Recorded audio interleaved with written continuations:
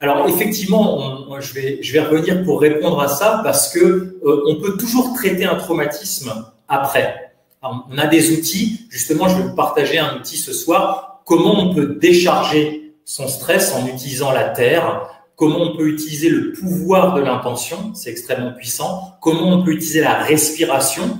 La respiration, c'est le pont entre la conscience et l'inconscience. Quand on se fait submerger de nouveau par des pensées, par des émotions qui sont négatives pour nous, comment on peut les adresser, comment on peut les alchimiser à travers la respiration. Ça, c'est extrêmement important.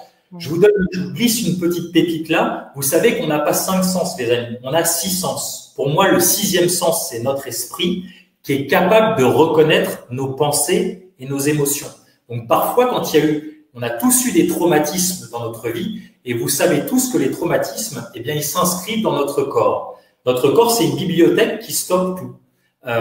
Et l'idée, c'est d'utiliser ici, le grand principe, d'utiliser le corps pour évacuer, pour relâcher, libérer, re-rendre à la nature ces traumatismes qui ont été ancrés.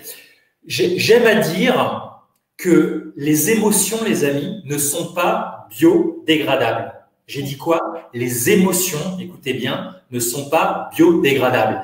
C'est-à-dire que si elles ne sont pas ressenties et vécues dans le corps, elles pourrissent en nous. L'idée, c'est de prendre conscience au fil et à mesure qu'on grandit dans la vie, qu'on apprend à se connaître. Comme disaient les stoïciens, know thyself, connais-toi toi-même. Eh bien, ce chemin de connaissance de soi, là, on est sur l'académie du développement personnel. Pour moi, le développement personnel, il s'agit de ça, il s'agit d'apprendre à se connaître, d'apprendre à faire la paix avec soi-même.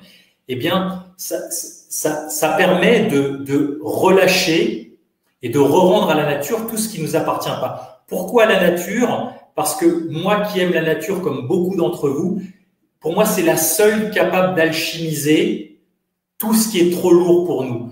Si vous regardez bien dans la nature, il n'y a aucun déchet. La nature est capable de transformer tout. Donc, les choses qui sont trop pesantes pour nous, nos peurs, nos tristesses, nos colères, les choses qui nous bouffent littéralement, on va dire ce qu'il y a, les amis, les choses qui nous bouffent littéralement de l'intérieur, eh bien, il y a des moyens, comme tu disais, Ambre, c'est ce que j'aime à dire en stage, simples, mais pas simplistes. C'est-à-dire qu'il y a de la neuroscience derrière, il y a de la physiologie que j'aime à partager, que je vais vous partager, mais au final, les pratiques sont très simples, c'est facile, et ça permet de nous décharger et d'alchimiser grâce à la nature.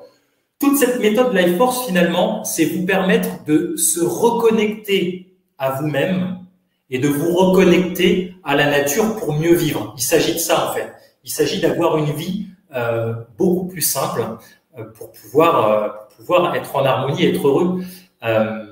Donc, on verra, pour répondre à notre auditrice, quelques pratiques pour quand tu te fais, quand ces traumatismes remontent, ces abus qu'il y a pu avoir peut-être par le passé, autant psychologiques que physiques, que traumatiques, eh bien, on peut les adresser à travers la respiration.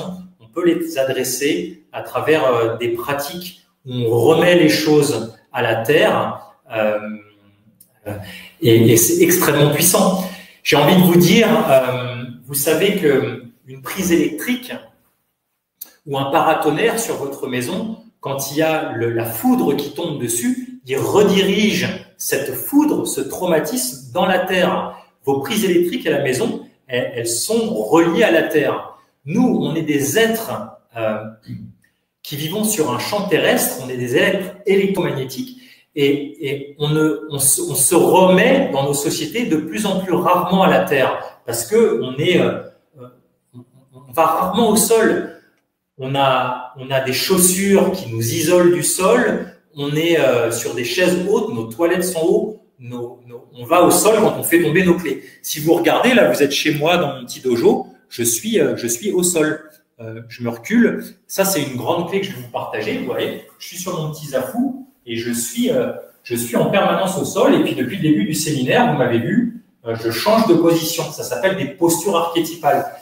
Et c'est extrêmement puissant pour garder un corps corps jeune, un corps mobile, adaptable. Donc, on fera quelques pratiques tout à l'heure, tu me diras, Ambre, et puis ça répondra à notre auditrice ça permettra de relâcher les tensions dans son corps et puis les tensions au niveau émotionnel, dans sa psyché. Et une des pratiques simples, ça commence par se mettre au sol comme un enfant. Si vous regardez bien, tous les enfants jusqu'à 3 ans ne veulent pas être chaussés et ils sont en permanence au sol. Un enfant n'est pas souple, les amis. Ceux qui ont des enfants ici, mettez-nous un petit commentaire dans le chat. Les enfants sont libres. Et pour moi, ça a été mes grands mentors de par tous mes voyages par le monde, parce que c'est vraiment les maîtres de la vitalité.